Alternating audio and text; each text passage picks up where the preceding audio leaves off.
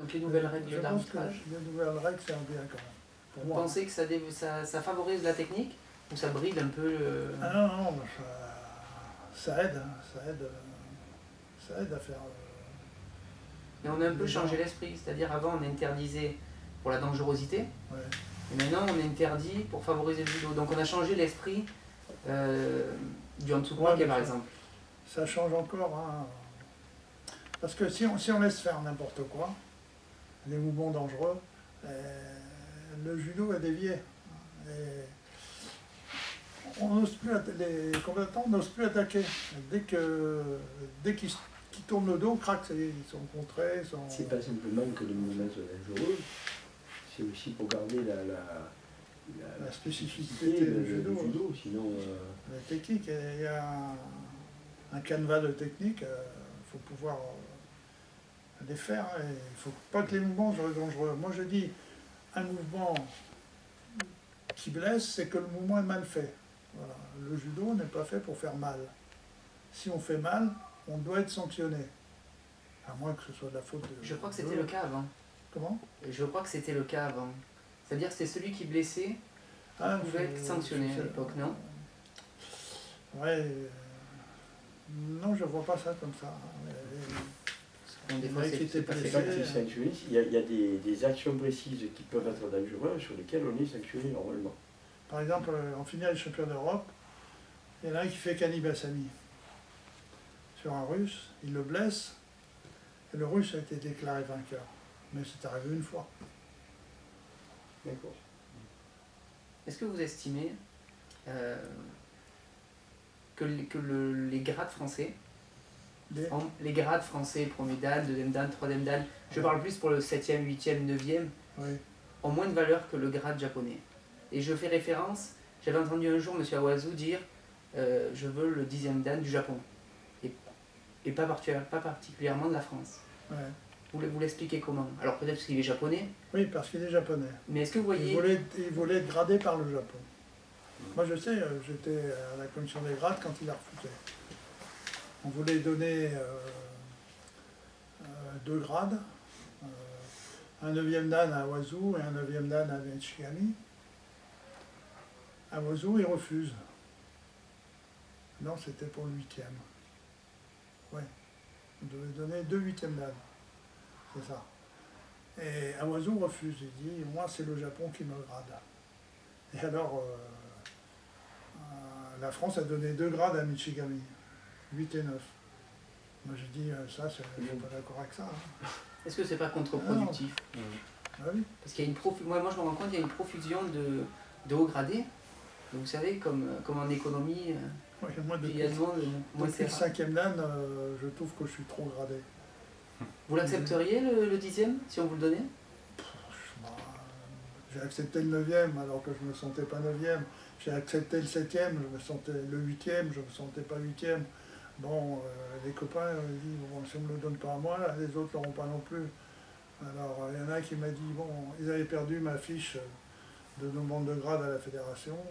Je lui ai dit, la recherchez plus, si vous ne la trouvez pas, c'est tant mieux. Bon, mais ça n'engage que moi. Hein. Et ils ont passé une note, ils dit, est-ce que vous vous sentez bien dans votre grade?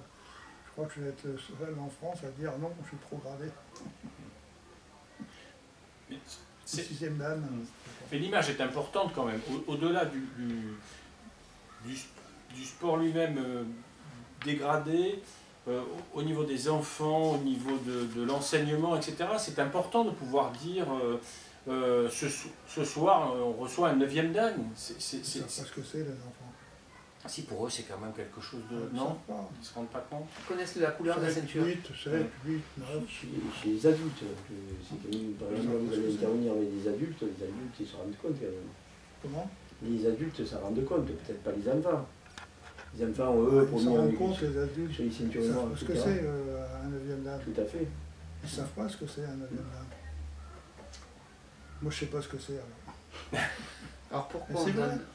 Quel est le regard du Japon sur l'évolution des grades des différents pays et je sais pas, chez nous? Pas dire. Hein.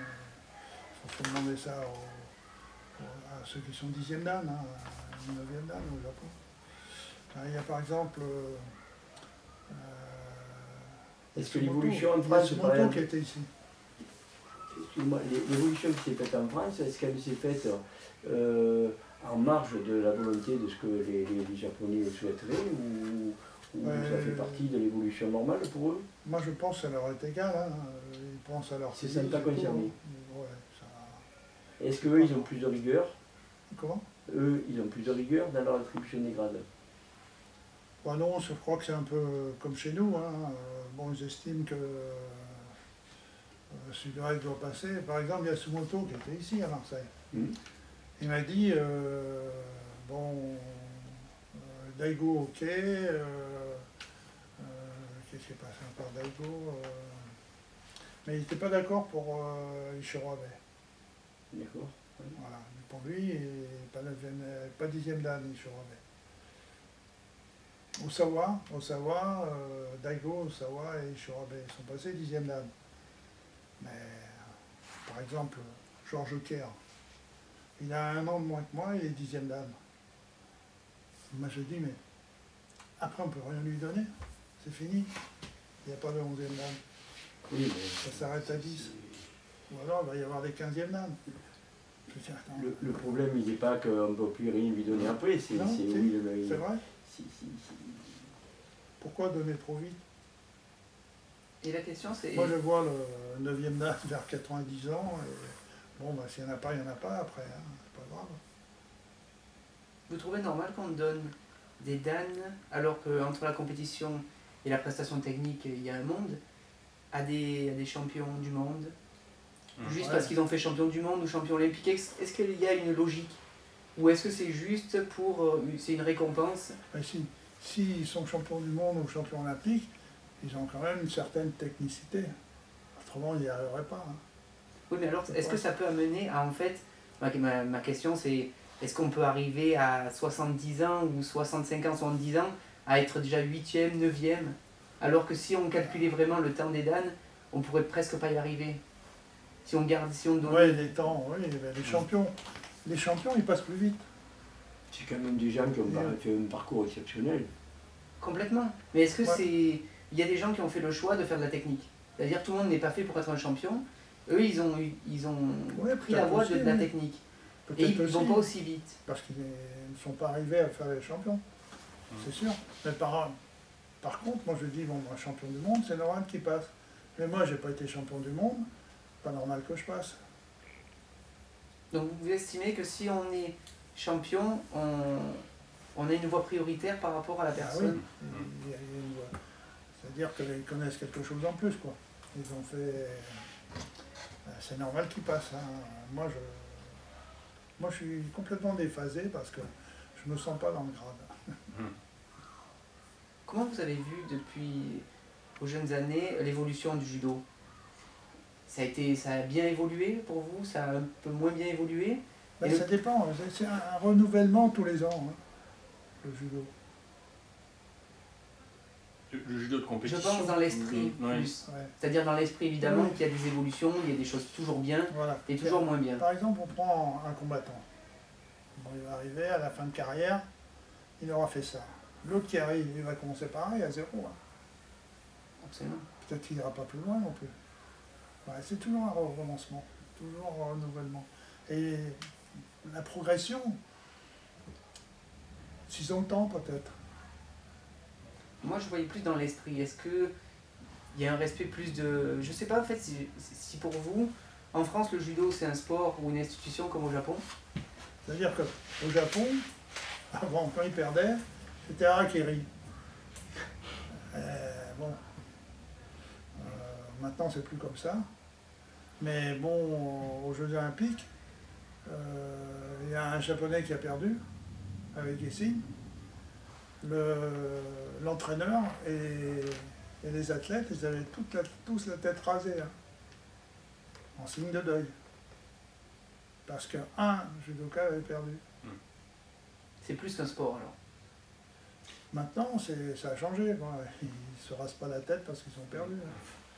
Mais bon, C'était plus exceptionnel alors. je pense que nous, on est devenus un peu plus forts. Puisque dans le temps, on n'avait rien à faire avec les Japonais, quoi. Ils étaient nettement au-dessus. Et là maintenant, tout le monde progresse, ils ont forcément progressé, puisqu'ils arrivent à battre les Japonais, mais je veux dire, c'est à cause du renouvellement tout le temps. Voilà. Et ils démarrent à zéro. C'est pas parce que, bon, il y a des combattants qui ont été champions du monde, champions olympiques, qui sont très forts, que celui qui commence, il va être aussi fort qu'eux. Il va falloir qu'ils apprennent pour aller, toujours, et recommencer. Alors, je veux dire, si on pouvait mettre bout à bout, ce serait formidable, mais c'est pas comme ça. Pour en revenir au grade, tout à l'heure on parlait des gradiers. Est-ce que le problème ne vient pas de la base, c'est-à-dire des conditions dans lesquelles les élèves passent leur ceinture de couleur, puis petit à petit la noire, etc. Oui, mais si on remet la technique à la ceinture noire, les ceintures de couleur elles vont passer, parce qu'il y aura un échec à la noire. Donc ça va recommencer. Hein. Ils vont faire passer les grades dans les clubs. Mais il faut le mettre à la noire.